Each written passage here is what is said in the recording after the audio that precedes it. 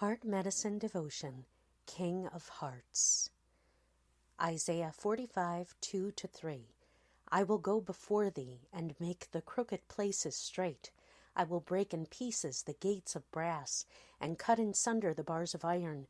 And I will give thee the treasures of darkness, and hidden riches of secret places, that thou mayest know that I, the Lord, which call thee by thy name, am the God of Israel. Proverbs 21:1. The king's heart is in the hand of the Lord. As the rivers of water, he turneth it whithersoever he will. Daniel 2:21. And he changeth the times and the seasons.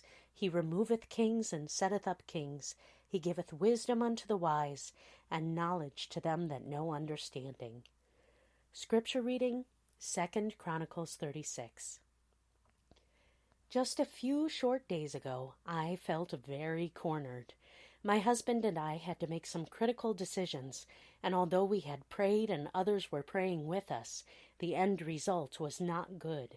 But then, that wasn't the end. Just as we were ready to take a huge loss, a phone call came, and then everything changed. There was no doubt in my mind that God had intervened.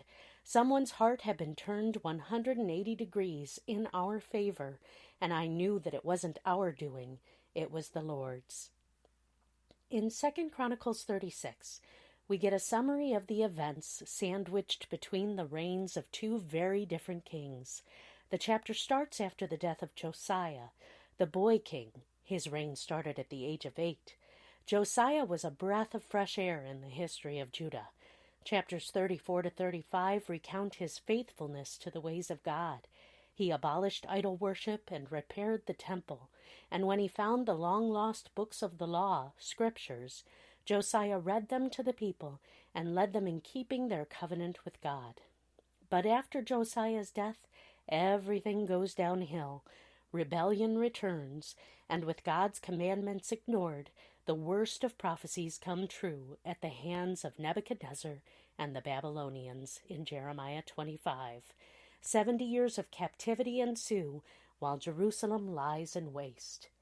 But I mentioned two kings that bookend this period. The second is not a Jewish king. He is a Persian king.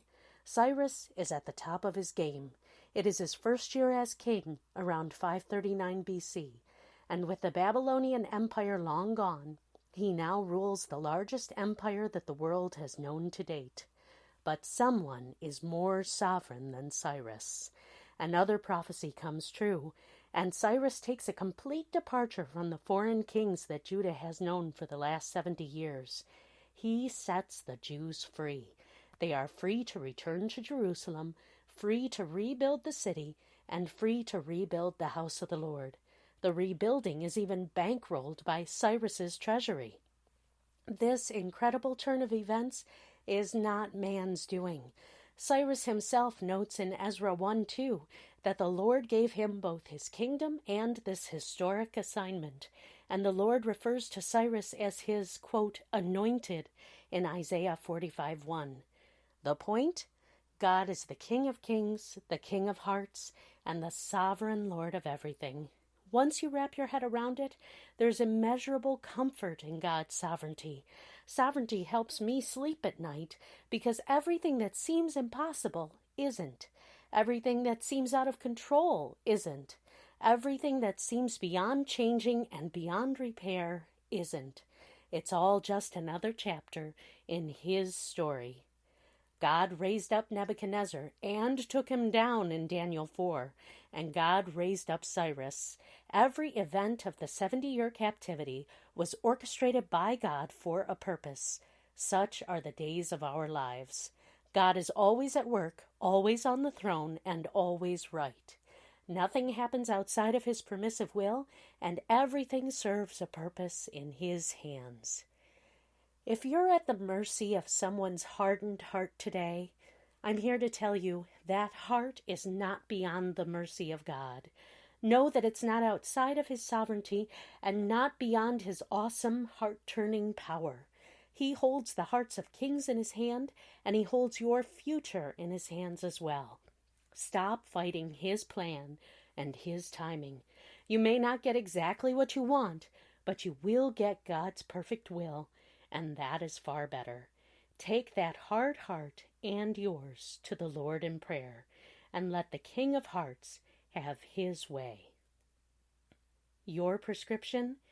Thank God for everything, good and bad. Acknowledge his sovereign power in your life and ask him to guide you on the path that he has for you, wherever it takes you. God bless you.